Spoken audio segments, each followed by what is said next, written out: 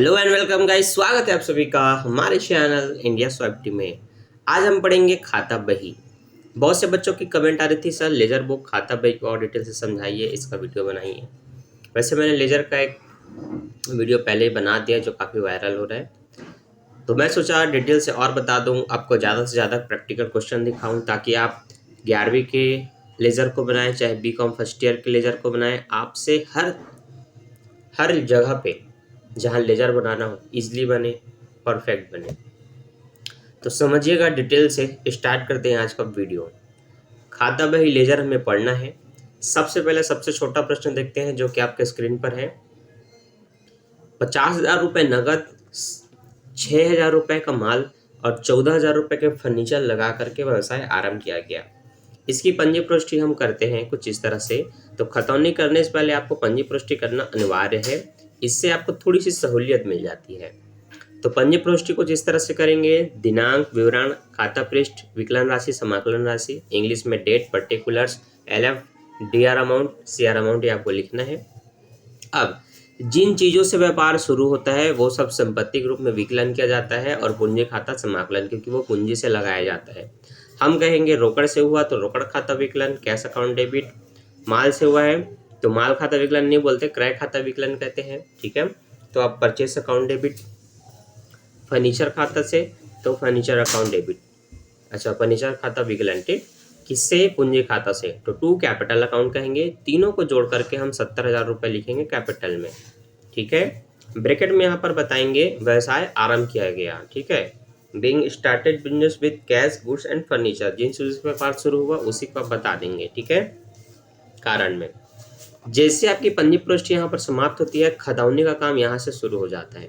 तो सबसे पहली खतौनी जो हमने किया वो हमने कैपिटल का किया, ठीक है। अगर आपके पंजी पुष्टि में कैपिटल होता है तो आप पहले उसी का बनाएं, क्योंकि ज़्यादातर हम यही स्टार्ट करते हैं कैपिटल से। इसको बनाने का स्ट्रक्चर होता है खाता बही, लेजर का प्रारूप, दिनांक, विवरण, वही खाता पृष्ठ, राशि, दिनांक, विवरण, खाता पृष्ठ, राशि। इंग्लिश आपको दिख रहा है, date particular JF amount, date particular JF amount, ठीक है। यहाँ पर आप देखेंगे कि जब आपने कैपिटल अकाउंट बनाया तो पंजी पृष्ठ में कैपिटल कहाँ कहाँ है। जनरल एंट्री जो हमने किया है वहाँ पर कैपिटल कहाँ है, तो कैपिटल बस एक जगह है। तो जैसे आपने कैपिटल देख लिया, ढूंढ लिया, अब आपको ढूंढना है कि पंजी पृष्ठ में इसके अपोजिट में क्या है। तो यहाँ पर ये समाकलन है तो इसके अपोजिट में कुछ विकलन होगा, तो विकलन में 3 चीज़ें हैं, तो उन तीनों को उठा करके यहाँ लिखेंगे। मान लेते हैं विकलन पूंजी होता और ये लोग समाकलन होते तो फिर इनको इधर लिखते। तो जब भी हम किसी का खाता बनाते हैं उसको फिर हमें ढूंढना होता है।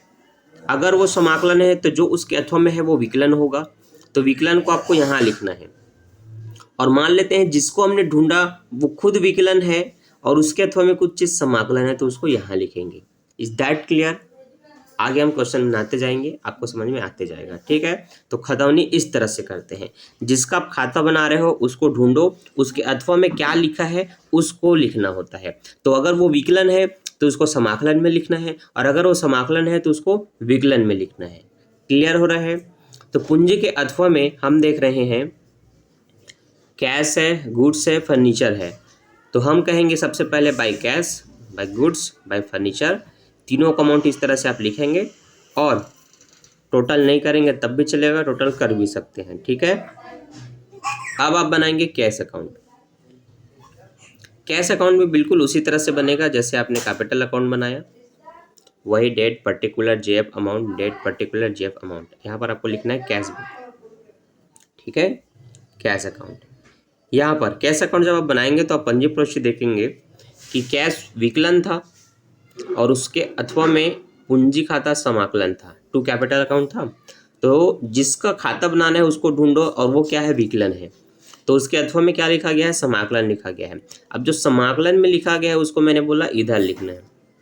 तो टू कैपिटल करके देखिए, यहाँ पर आपको 50,000 रुपये शो करना है जो रोकड़ का अमाउंट है, बस यहीं पर से खत्म ये, क्योंकि रोकड़ का अपोजिट में समाकलन ही है, क्योंकि रोकड़ विकलन है तो वो एक ही चीज़ समाकलन है कैपिटल, बाकी को इसमें एंट्री नहीं करना है, ठीक। उसी तरह से आप फर्नीचर अकाउंट बनाएंगे तो फर्नीचर के अथवा में भी क्या है, कैपिटल अकाउंट है, टू कैपिटल अकाउंट, तो वो भी यहाँ रहेगा, टू कैपिटल अकाउंट, 14,000 रुपये उसका अमाउंट। सेम आपको अब गुड्स का बना देना है, इस तरह से। उसके भी तो हमें कैपिटल अकाउंट है तो टू कैपिटल 6,000 रुपये आपने लिखा, बस हो गया। तो ऐसे बनाना होता है आपको खतौनी। अब थोड़ा बड़ा प्रश्न देखते हैं, क्योंकि जितने ज़्यादा आप प्रैक्टिकल यहाँ अटेम्प्ट करेंगे उतने ज़्यादा ये आपको क्लियर समझ में आते जाएगा। तो हम देख रहे हैं कि हमारे पास है लगभग 1 तारीख से लेकर के 25 तारीख तक के कुछ पॉइंट्स, जिसमें पहला लिखा है नगद लगाकर व्यवसाय आरंभ किया। तो नगद लगाकर व्यवसाय आरंभ किया तो हम कहेंगे रोकड़ खाता विकलन पूंजी खाता से। इंग्लिश में क्या कहेंगे, cash account debit to capital account. ठीक है, अभी इसकी जितनी भी एंट्रीज है वो आपको इंग्लिश में ही मिलेंगे, मैं अभी हिंदी इंग्लिश दोनों में समझा रहा हूँ। ठीक है, नगद फर्नीचर खरीदा और टाइपराइटर नगद खरीदा, दो चीज़ें नगद खरीदी गई इसी तारीख को, हम कहेंगे नगद फर्नीचर खरीदा तो फर्नीचर खाता विकलन, टाइपराइटर खरीदा तो टाइपराइटर खाता विकलन, दोनों को पैसे से खरीदा तो रोकड़ खाता से। ठीक है, तो पहले पंजी पुष्टि करना सीखो। कारण क्या बताओगे, नगद फर्नीचर और टाइपराइटर खरीदा। अब नगद माल खरीदा, नगद माल खरीदने से परचेस अकाउंट डेबिट होता है टू कैश, क्योंकि नगद खरीदा। नगद बेचा तो नगद बेचने से पैसा मिलता है तो कैश अकाउंट डेबिट आप कहेंगे। कैश अकाउंट क्या कहेंगे, डेबिट पैसा आया, इससे आया विक्रय से आया तो टू सेल्स कहेंगे। उसी तरह से गोविंदा को माल बेचा तो उधार बेचा, यहाँ पर नगद नहीं बोला है, तो गोविंदा को माल मिला तो गोविंदा विकलन हो जाएगा, किससे, विक्रय से, तो सेल्स। ठीक है, तो इस तरह से हम एक एक मदों की पंजी पुष्टि करेंगे, जो आपको मैं नीचे दिखाता हूँ इस तरह से। जनरल एंट्री का कॉलम बनाएंगे, दिनांक विवरण, वही खाता पृष्ठ, विकलन राशि, समाकलन राशि, ये आपने जैसे ही कंप्लीट किया फिर आप डेट वाइज 1, 2, 3 तारीख करके पूरी पंजी पुष्टि करेंगे। हर एक तारीख खत्म होता है तो आप ऐसा लाइन खींच लेंगे तो ज़्यादा अच्छा और अट्रैक्टिव दिखता है। ठीक है, जो चीज़ें विकलन है उसकी अमाउंट विकलन में, जो समाकलन है उसका अमाउंट समाकलन में आपको लिखना है, इस तरह से लिखते हुए चलना है। ठीक है, तो सारे पंजी पुष्टि आप देख सकते हैं। ठीक है, प्रेम चोपड़ा से माल खरीदा तो क्रय खाता विकलन प्रेम चोपड़ा से, प्रेम चोपड़ा को माल वापस किया तो प्रेम चोपड़ा विकलन क्रय वापसी खाता से, गोविंदा ने माल लौटाया तो विक्रय वापसी खाता विकलन गोविंदा से, राम को नगद माल बेचा तो राम को बेचा ना, तो राम को नगद बेचने से पैसा मिला तो रोकड़ खाता विकलन विक्रय खाता से। अब राम का नाम यहाँ इस्तेमाल नहीं करेंगे। निजी प्रयोग हेतु निकाला तो आहरण खाता विकलन, क्या निकाला, रोकड़ निकाला तो रोकड़ से, माल निकाला तो क्रय खाता से। ठीक है, इस तरह से आपको पंजी पुष्टि करनी है। और माल निकाला है तो परचेस करके यहाँ पर लिखा हुआ है। ठीक, देख सकते हैं। कारण में बताना है माल का आहरण। ठीक, आगे खतौनी अब यहाँ से हमारे स्टार्ट करते हैं। कैपिटल अकाउंट है इसलिए कैपिटल का पहले बनाया गया है। आपको देखना है कि कैपिटल के अथवा में क्या है, तो कैपिटल के अथवा में सिर्फ एक रोकड़ है, रोकड़ से व्यवसाय आरंभ किया गया। ठीक है, तो कैपिटल वहाँ पर क्या है, वो समाकलन है, तो उसके अथवा में क्या चीज़ लिखा है, विकलन लिखा है, और विकलन को मैं बताया हूँ आपको समाकलन में लिखना है। समझ में आ रहा है ना, अभी आपने एक क्वेश्चन देख लिया है। तो बाई कैश करके यहाँ तारीख बता देंगे, बाई कैश करके 6,000 रुपये लिखेंगे और बस इसको क्लोज कर देंगे। यहाँ से आपका कैश अकाउंट बनेगा। जब आप कैश अकाउंट बनाएंगे तब आप देखेंगे कि कैश कहाँ कहाँ है। तो कैश आपको मैं बताता हूँ। सबसे पहले तो कैपिटल के साथ था पहले तारीख में, फिर पहले तारीख में जब आपने टाइपराइटर खरीदा, फर्नीचर खरीदा तब था, आपने नगद खरीदा तब है, आपने नगद बेचा तब है। तो कुल मिलाकर के आपको 1 तारीख, 5 तारीख, 20 तारीख और 1 तारीख में 2 ठो और 2 तारीख, इतने जगह मिलेगा। आप ऊपर जाकर फिर से पंजी पुष्टि देख सकते हैं। ठीक है, उन्हीं को हमने उठाया। तो जब हम रोकड़ खाता बनाते हैं तो हम देखेंगे कि उसके अथवा में क्या क्या है। ठीक है, जैसे लास्ट से आपको मैं दिखाता हूँ। यहाँ पर कैश अकाउंट है लेकिन वो डेबिट है, और उसके अथवा में क्या लिखा है, समाकलन है, वो क्रेडिट है। तो क्रेडिट वाला किधर लिखा जाएगा, विकलन में लिखा जाएगा। Is that clear. तो सेल्स आपको कहाँ लिखना है, विकलन में लिखना है। ठीक, उसी तरह से अगला जो हमारा केस है वो हम देखते हैं कहाँ पर है। तो अगला जो हमारा केस है वो 5 तारीख को है। तो 5 तारीख को जो केस है उसके अथवा में देखो क्या है, तो उसके अथवा में हमें दिख रहा है फिर से समाकलन। तो जो चीज़ें समाकलन है वो विकलन में लिखा जाता है, तो ये वाला सेल्स भी विकलन में लिखा जाएगा। अगला जो कैश है वो परचेस का है। अब कैश यहाँ पर समाकलन है तो उसके अथवा में कोई चीज़ें विकलन है, तो जो विकलन हो उसको कहाँ लिखना है बच्चों, समाकलन में लिखना है। समझ आ रहा है। यहाँ पर अभी फर्नीचर टाइपराइटर विकलन है और उसके अथवा में कैश है जो कि समाकलन है। तो अगर वो समाकलन हो तो फिर उसकी अमाउंट जो अपोजिट में है उनको कहाँ लिखना है, विकलन में लिखना है। ठीक है, अब पहला कैपिटल तो आपको पता है। चलिए, तो अब आप अपना कैश अकाउंट देखेंगे, इसको क्लियरली समझेंगे और बनाएंगे। तो आपने देखा कैश अकाउंट सबसे पहले था कैपिटल के साथ, और कैपिटल समाकलन था, तो समाकलन की चीज़ों को विकलन में लिखना है। फिर हमने टाइपराइटर और फर्नीचर खरीदा, तो वहाँ पर रोकड़ खाता समाकलन था, फर्नीचर विकलन थे। तो जो विकलन में होते हैं इस तरफ, उसको हम यहाँ समाकलन में एंट्री करते हैं। तो फर्नीचर और टाइपराइटर इस तरह से लिखा गया। ठीक है, जब आपने नगद बेचा तो पैसा आया विक्रय करने से, तो वहाँ रोकड़ विकलन था। तो रोकड़ खुद विकलन हो तो उसके अथवा में जो समाकलन है उसको आपको यहाँ लिखना है। तो सेल्स को लिख दिया, दोनों सेल्स को। खरीद है तो purchase account debit to cash होता है, तो टू कैश लिखा है तो उसके अथवा में डेबिट वाली चीज़ें है ना, तो डेबिट वाली चीज़ें फिर यहाँ रहेंगी समाकलन की ओर। तो इस तरह से आपको लिखना है। आप चाहो तो दोनों को इक्वल कर सकते हो, नहीं करोगे तब भी चलेगा। ठीक है, यहाँ से फर्नीचर अकाउंट आपको बनाना है। फर्नीचर अकाउंट आप बनाएंगे तो फर्नीचर अकाउंट एक ही जगह है। फर्नीचर खरीदा रोकड़ से, तो उसके अथवा में क्या है, समाकलन है, तो समाकलन को आपको यहाँ लिखना है। क्लियर है। टाइपराइटर बनाएंगे तो वो भी रोकड़ से खरीदा, तो उसका जो अथवा है वो कैश है, कैश अकाउंट से, तो वो भी समाकलन है, तो उसको भी विकलन में लिखेंगे। इसी तरह से आप जो भी अकाउंट बनाते हैं, परचेज बना रहे हैं तो परचेज के अथवा में कोई समाकलन है तो वो यहाँ रहेगा, और अगर वो विकलन है परचेज के अथवा में तो फिर समाकलन में रहेगा। ठीक है, तो आपने खरीदा क्रय खाता विकलन रोकड़ से, तो रोकड़ समाकलन है तो वो यहाँ है। आपने खरीदा प्रेम चोपड़ा से, तो प्रेम चोपड़ा समाकलन है तो वो यहाँ रहेगा, तो ये दोनों समाकलन यहाँ रह गए। ठीक है, आहरण हुआ है तब क्रय खाता समाकलन हुआ था, आहरण खाता विकलन क्रय खाता से, तो इसके अथवा में क्या है, आहरण और वो भी विकलन है, तो जिसके खाता हम बना रहे हैं उसके अथवा में कोई विकलन है तो वो यहाँ रहेगा, तो आहरण को करके उसको यहाँ लिखना है। हो गया कंप्लीट। अब उसी तरह से आपका सेल्स अकाउंट देखो। ठीक है, विक्रय खाता। अगर आप वीडियो में एंड तक बने रहें तो खतौनी आपको एकदम क्लियर समझ में आ जाएगा, आपके दिमाग में खतौनी ईजिली बैठ जाएगा, और आप फिर दुनिया के किसी भी कॉमर्स में, चाहे फर्स्ट ईयर में हो, आप जीएसटी सीखें, कहीं पर भी आप कॉमर्स में अगर आप लेजर बनाना होगा तो आप इजीली बना लेंगे बिना किसी दिक्कत के। ठीक है, तो ध्यान से देखो, समझो। सेल्स अकाउंट जब हम बना रहे हैं, इसकी खतौनी कर रहे हैं, तब हम देखेंगे कहाँ कहाँ सेल्स था। तो 5 तारीख, 6 तारीख और 20 तारीख को सेल्स था। ठीक है, तो जब बेचा नगद तो रोकड़ मिला, तो सेल्स अकाउंट के अथवा में है रोकड़ विकलन विक्रय से, तो विक्रय बना रहे तो उसके अथवा में विकलन था, रोकड़ विकलन, तो वो यहाँ लिखा गया। ठीक है, अगला हमने बेचा तो गोविंदा को उधार बेचा, तो गोविंदा विकलन विक्रय से, तो विक्रय खाता के अथवा में क्या है, गोविंदा विकलन था, इसलिए वो यहाँ आया है।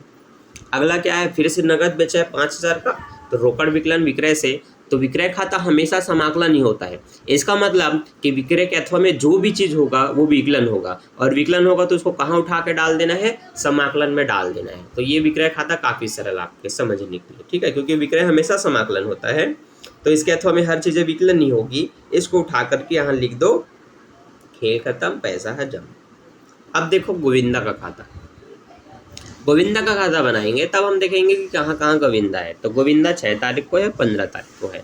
ठीक है, एक तो उसको बेचा तो वो समाकलन था, तो गोविंदा खुद को विकलन किया विक्रय खाता से, तो से वाला वो इधर दिखाएगा विक्रय से।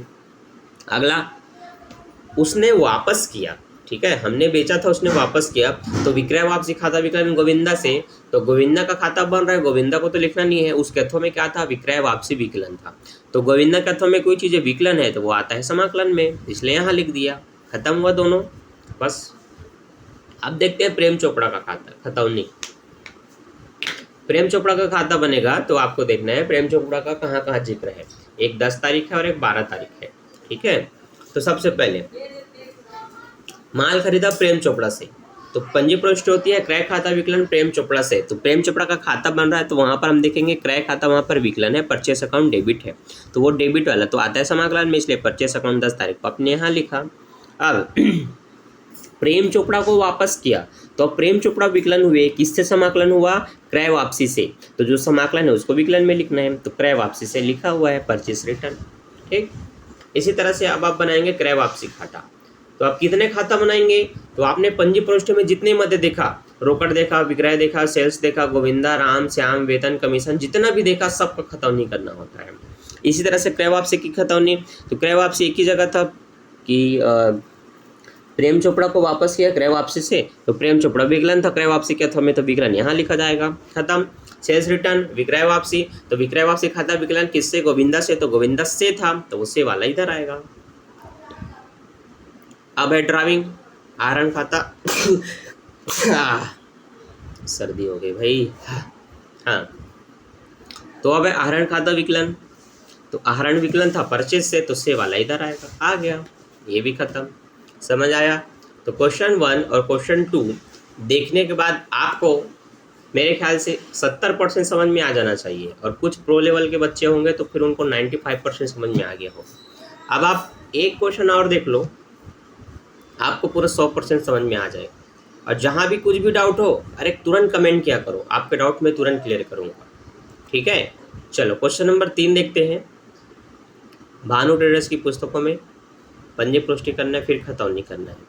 तो पंजी प्रोष्टि तो आपको आता होगा, नहीं भी आता तो मैं पूरा बताता हूँ हिंदी में, आप समझ सकते हैं, इंग्लिश में फिर आंसर देख सकते हैं।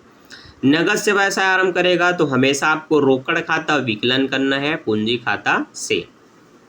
बैंक में नगद जमा किया तो पैसा बैंक में गया है, तो पाने वाले को विकलन करते हैं, तो बैंक विकलन रोकड़ से, है ना। कहाँ गया? बैंक में गया, तो बैंक विकलन रोकड़ से गया, तो रोकड़ से। फर्नीचर खरीदा, फर्नीचर आया, तो फर्नीचर खाता विकलन रोकड़ से। रूपर ट्रेडर्स एप्पल से माल खरीदा। हाँ, तो अगली पंजी पुष्टि करेंगे, रूपर ट्रेडर्स से माल खरीदा, नगद खरीदा। ठीक है, नगद जब भी खरीदे तो फिर किसी का नाम से कोई मतलब नहीं, आप बोलो क्रय खाता विकलन रोकड़ खाता से। हेमा ट्रेडर्स भोपाल से माल उधार खरीदा, क्रय खाता विकलन हेमा ट्रेडर्स से, क्योंकि उधार है। नगद विक्रय से पैसा मिलता है तो जो आया वो विकलन, तो पैसा आया इसलिए कैश अकाउंट डेबिट, तो आप कहेंगे रोकड़ खाता विकलन विक्रय खाता से, cash account debit to sales. Gupta traders Kolkata को माल उधार बेचा, उधार बेचने पर किसी व्यक्ति के पास माल चला जाता है, पैसा नहीं आता, इसलिए विक्रय खाता को समाकलन करते हैं, तो आप कहेंगे गुप्ता ट्रेडर्स विकलन विक्रय खाता से। किराया दिया, चाहे वेतन दिया, चाहे बिजली व्यय का भुगतान किया, खर्चे हमेशा विकलन रोकड़ खाता समाकलन, तो किराया विकलन, बिजली व्यय विकलन, अन्य सभी खर्च विकलन रोकड़ खाता से। अगला अगला जो है वो है गुप्ता ट्रेडर्स से नगद प्राप्त हुआ, किसी व्यक्ति ने पैसा दिया तो रोकड़ आया, तो रोकड़ विकलन, तो आप कहेंगे रोकड़ विकलन किससे? गुप्ता ट्रेडर्स से, तो गुप्ता ट्रेडर्स से। अगला है हेमा ट्रेडर्स को माल वापस किया, जिसको भी माल वापस किया वो विकलन, क्योंकि उसके पास चला जाता है, तो हेमा ट्रेडर्स विकलन खरीदा हुआ माल वापस किया, इसलिए क्रय वापसी से। ठीक है, याद रखेंगे। हेमा ट्रेडर्स को नगद भुगतान किया, तो जिसको भुगतान किया उसके पास चला गया, तो हेमा ट्रेडर्स विकलन रोकड़ खाता से, क्योंकि नगद दिया। डाक टिकट खरीदी, डाक टिकट में पैसा चला गया, ठीक है तो डाक टिकट खरीदा, तो डाक टिकट विकलन रोकड़ खाता से। मोहन को वेतन चुकाया, तो मोहन विकलन, सॉरी वेतन जब भी दे तो मोहन का किसी का नाम नहीं आएगा, वेतन विकलन रोकड़ खाता से। इस तरह से सभी पंजी प्रोष्ठ हमने कर लिया, लेकिन अभी लास्ट में पता चल रहा है कि यहाँ पर CGST SGST लगाना है। GST लगाना होता है तो फिर आपको GST ऐड करना है किसी भी माल के साथ जो आपने खरीदा और जो आपने बेचा, उनके साथ GST जोड़ना होता है। तो GST के पंजी प्रोष्टि कुछ इस तरह से होती है, जहाँ GST है, जैसे आपने फर्नीचर खरीदा तो आप कहेंगे furniture account debit, input CGST account debit, input SGST account debit to cash. ठीक है, तो फर्नीचर का अमाउंट है 10,000, इस पर आप 6% निकालेंगे, C और S दोनों, तो 10,000 का 6% होगा 600 रुपये, 600 रुपये टोटल आप लिखेंगे रोकड़ खाते से 11,200 रुपये। जब आपने माल खरीदा तो आप कहेंगे क्रय खाता विकलन 15,000, जिस पर आप 6% GST निकालेंगे तो 15 छक्के 90, 900 रुपये निकलेगा, तो आप कहेंगे इनपुट CGST अकाउंट 900 विकलन, इनपुट SGST अकाउंट विकलन 900 रुपये, टोटल आप कहेंगे 16,800 रुपये रोकड़ खाता से।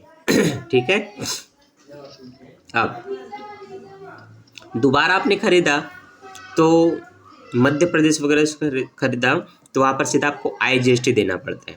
क्या देना पड़ता है? IGST। तो क्रय खाता विकलन 21,000 रुपये, इनपुट IGST अकाउंट डेबिट, सीधा आप 12% निकालेंगे, क्योंकि यहाँ पर 6 निकल रहा था, आप सीधा यहाँ 12 निकालेंगे, तो 12% निकालने पर आपको 520 रुपये मिलेगा। तो आप कहेंगे क्रय खाता विकलन 21,000 रुपये, इनपुट CGST खाता विकलन 2,520 रुपये, टोटल हेमा ट्रेडर्स से 23,520 रुपये। इसी तरह से अगला आप देखेंगे जिस पे क्या था, बेचा गया था, बेचने से पैसा मिला, तो रोकड़ खाता विकलन टोटल अमाउंट जीएसटी जोड़ करके लिखना है। आपको यहाँ पर अलग से बताना है विक्रय कितने का हुआ, 15,000 का, उस पर कितना कितना जीएसटी लग गया। तो जीएसटी जब आप भेजते हैं, मतलब बेच रहे हैं, तो आप जीएसटी भेजेंगे, है ना, खरीदने वाला जीएसटी के साथ खरीदेगा। तो जब हम बेचेंगे तो output C GST, output S GST लिखना है, 900 रुपये उसमें ऐड करना है, ठीक है। तो अगला, गुप्ता ट्रेडर्स को बेचा, तो गुप्ता ट्रेडर्स विकलन, विक्रय खाता से 6,000 रुपये और आई जीएसटी लगा देंगे 720 रुपये, मतलब 12%। तो टू आउटपुट आई जीएसटी 720 रुपये, ठीक है। अगर आई जीएसटी लिखा है तो समझ जाओ राज्य से बाहर माल बेचा गया है। हम अगर सीजी के हैं और एमपी से माल खरीदा जा रहा है, बेचा जा रहा है, तो यहाँ पर आपको 12% आई जीएसटी देना होगा। वैसे परसेंट पुस्तक में बताया जाता है, तो आप यहाँ आई जीएसटी देंगे। और अगर छत्तीसगढ़ के अंदर ही रायपुर, बिलासपुर, भिलाई ऐसे जगह में माल बेचा तो वो छत्तीसगढ़ के अंदर आता है, तो वहाँ पर सी जीएसटी और एस जीएसटी लगाया जाएगा, ठीक है। लगना कुल मिला के 12% है, 2 टुकड़ों में, लेकिन अंदर है तो सी और एस दिखाना है, बाहर है तो सीधा आई दिखाना है, ठीक है। अगला अगला हम देख रहे हैं किराया दिया, ठीक है। तो व्यापार से संबंधित जितने भी खर्चे हैं, क्रय है, विक्रय है, किराया है, इन सब में आपको जीएसटी लगाना है, ठीक है। तो आप बोलेंगे किराया दिया तो किराया विकलन, input C GST, input S GST 120 रुपये, वही 6% की दर से, 6 दूनी 12, 120 रुपये। टोटल आप रोकड़ खाता से कहेंगे 2240 रुपये, ठीक है। इसी तरह से विद्युत व्यय का आपने भुगतान किया, तो विद्युत व्यय विकलन है ना, electrician expenses account debit to cash account, ठीक, यहाँ पर जीएसटी नहीं लगेगी। आगे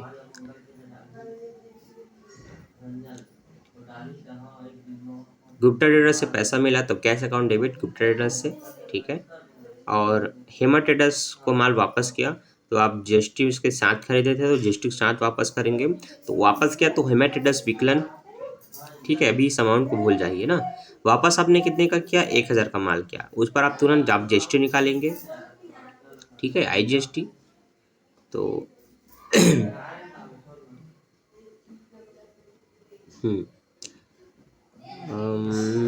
जीएसटी का 1,000 का जीएसटी तो वैसे 120 होना चाहिए। 60 रुपये क्यों लगा, 1 मिनट देखते हैं। 22 तारीख को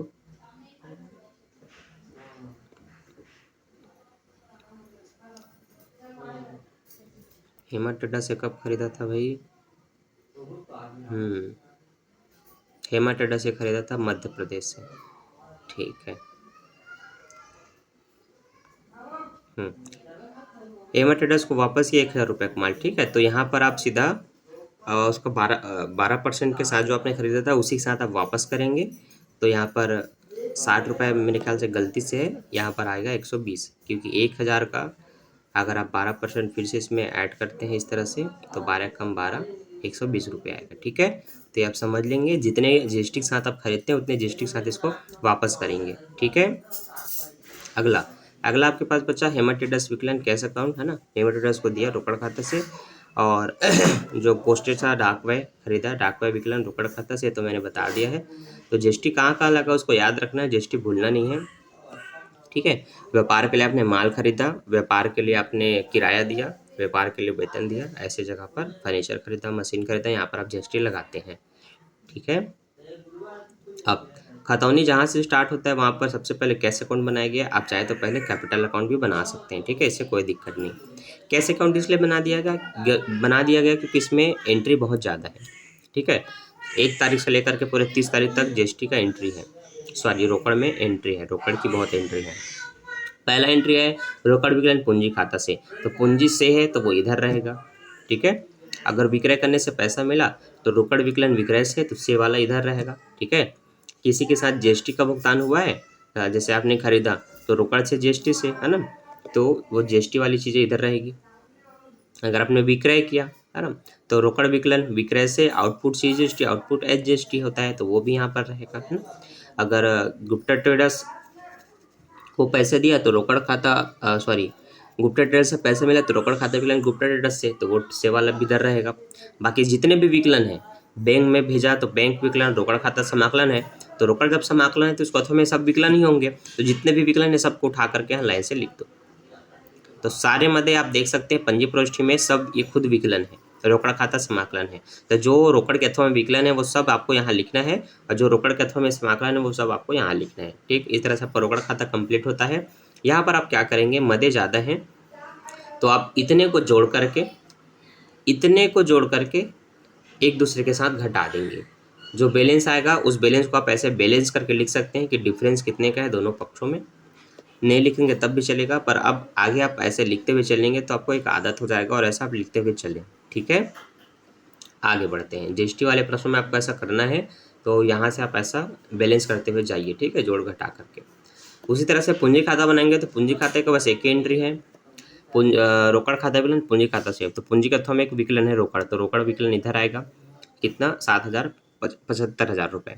इस चीज को यहाँ पर शेष ले गए करके आप लाया गया करके लिख सकते हैं, और दोनों को आप बराबर 75,000 रुपये से बैलेंस करके शेष लाया गया है ले गया करके आप इतना लिख सकते हैं। नहीं भी लिखेंगे तो चलेगा, एक पक्षी है तो आप दोनों तरफ बैलेंस नहीं करेंगे तो चलेगा, लेकिन यहाँ पर आप इस तरह से कर देंगे तो थोड़ा अच्छा दिखता है। ठीक है, फिर बैंक अकाउंट।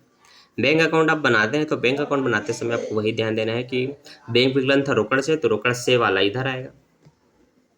इस चीज को इधर और बैंक की एंट्री नहीं है तो यहाँ लिखेंगे, और इसी को अगले साल आएगा लिखेंगे, खत्म।